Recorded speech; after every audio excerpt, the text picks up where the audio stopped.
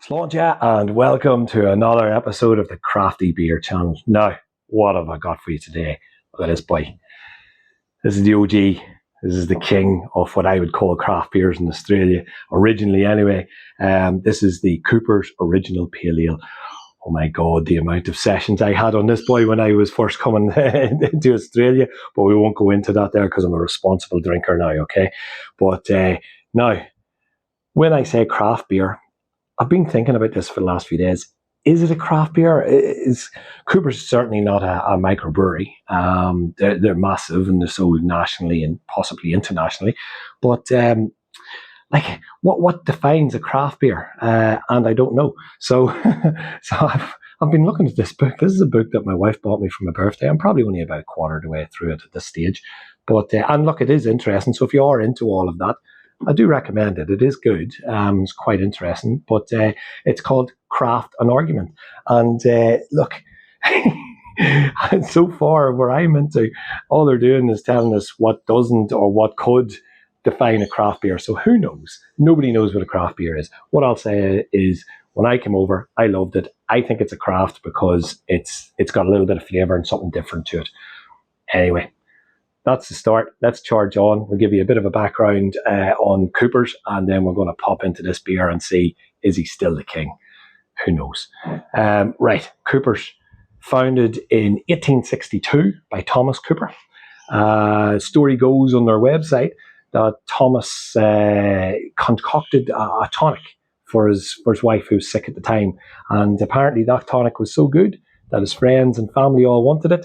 Everyone started buying it off him. And here we are, 160 years later, he's selling it as a beer. So, according to the family, again on the website, that this is the original recipe with a few tweaks. I'd love to know what those few tweaks are, but you know, it is what it is. I'd say it's fairly close to what that original recipe was. Most important thing is, whilst they're a big brewery, they're a family-run brewery still owned by the Cooper family. So you've got to give them kudos on that. Now, what makes this beer a little bit different is you're probably not going to see it, but there's sediment sitting at the bottom of this one.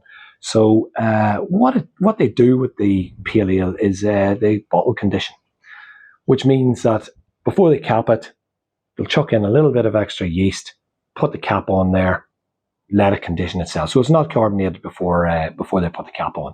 The yeast will do its bit. It'll eat up the last little bits of sugar, it'll eat any oxygen that's in there, and in the end you get a nice carbonated beer. Another thing that they sell on this is, because it's bottle carbonated, that it doesn't have an expiry date as such. It's more about when it's good from rather than when it's good to. We're going to test that out today because I can't remember the last time I bought a bottle of Cooper's, and I have no idea where this bottle came from. Found it in the cupboard about a week or two ago and thought, all right, you can go in the fridge and I'll have a look at you. And the best after date, you won't be able to read it, but it's the 26th of July, 2024. Now, I'm going to tell you that not only are we anywhere near July 2024, we're not even in 2024. So God only knows. We're going to put you to the test, Mr. Coopers. Let's check out. Now, one of the things they do say is, get the bottle down, give it a wee roll. Let's hope the sediment actually isn't just stuck to the bottom, has been sitting there that long. But this is a trick that they talk about. Give it a roll, get that sediment going, because really what they want at the end of the day is a nicely cloudy beer. And of course, there's a lot of flavour sitting in that. I'm going to let that sit for a second. He looks a bit upset about that. And look, we spare no expense on this channel. There is my patented bottle opener. So I'm just... Don't you get excited on me. I'm going to open you up now, but don't go crazy. Let's test it and see. Oh, nope, we're all good. Perfect. Okay, now let's charge into this beer. Now my little Cambodia glass. It's the only one that I think is going to hold this size, because this is a 375ml bottle, which is a little bit bigger than the cans. So I'm probably not going to get everything in here in the first go, but sure. We'll put her out there and we'll see what we can do. Yeah, still got a fair bit left, but that's a little bit of bonus for Dean later. Go on and get her a bit more. There we go. Right, so the head's trying to escape on me pretty quickly, but look at the carbonation, she's flying. Now, should have got a fairly cloudy beer. Do you know what that is? That isn't too bad at all. Look at it. It's got that light straw colour, but fairly decent clouding in it. And you'll see now when I top up, I will take some out of it, and then I'm going to top it up, and you'll see how cloudy that's going to go, because the sediment's going to come out and go into the bottle. All part of the joy of a Cooper's. Now, what are we looking at? So we've got a 4.5% beer, and they say a floral sort of tropical type flavour to it. I would put this, now it's called an Aussie Pale Ale, but I would put this down more along the lines of an English Pale Ale than an American Pale Ale. American Pale Ales are very hop driven. English Pale Ales are a lot more earthy. And if you look at the hops they've used in this, the bittering hop would be an English one. I've forgotten the name. It's I'll put it in, but that would be a more of like an English bittering, and they have Centennial in there as well. And Centennial is a lightly, quite a light hop, but that's where you would get your flavour out of on your aroma. But enough jibber jabberdine. Let's try the beer, huh? As you can see, it's another beautiful day here in Sydney, and poor Dean's head's getting burnt. Oh, I remember that. Oh, that brings back memories, or not memories. Cooper's just lovely. It smells. It's not blowing you away with this fruity, hoppy flavor, or aroma. Sorry, it's more of a subtle floral, as they say, floral. It is. It's a floral aroma. Oh, smells fantastic. Look at that, the carbonation's flying away. Head's trying to disappear on me, but there you go. Bottle's been sitting there waiting to be opened for about a year and a half, so can you blame it? But let's give it a wee taste.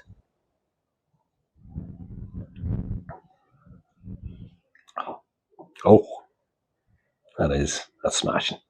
That is smashing, yeah. Well, they were right. It definitely isn't off. So, and as I say, part of when they put the yeast in there, it eats up, you've got the gap here at the top, and there can be a bit of oxygen in there. Normally they'll try to pump in some CO2 to try and push out any oxygen and stop that sort of deteriorating of the beer. But they reckon that the yeast that they chuck in will take care of all of that, and that's why they don't have to worry about an off date. And hey, that's something that I just learned researching for this video. So now I know. I'll go looking around the house and see if I can find any more laying around. Maybe even a 10-year-old one would be all right, So anyway, let's throw the rest of this in, and hopefully you'll see what I mean. No, we didn't. Oh, look, there it is down there, still stuck in the bottle. Well, sitting too long. But look, what a cracking beer. There's a few wee bits of sediment floating around in there. I don't know if you can see that. We'll hold her a bit closer there. But anyway, let's give her another. Oh, it's just such a nice beer. Look, here we are in Sydney. Another beautiful day. Sun splitting the trees. It's warm. It's not too hot, but it's lovely, middle 20s. And this is the perfect beer.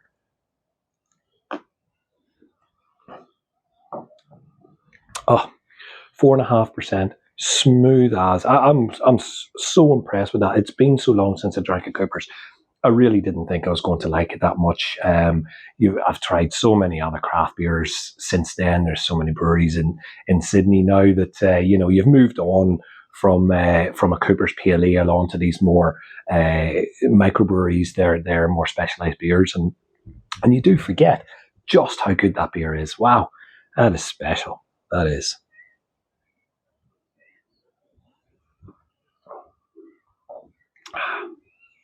Sunday afternoon, everything's done. You're just winding down, getting ready, thinking about work tomorrow. But you calm that by having a nice Cooper's. Oh, yes. Yeah, I'm well chuffed with that. I could sit and drink these all day. I can't because I have to go to a kid's party soon. but I can have one before I go.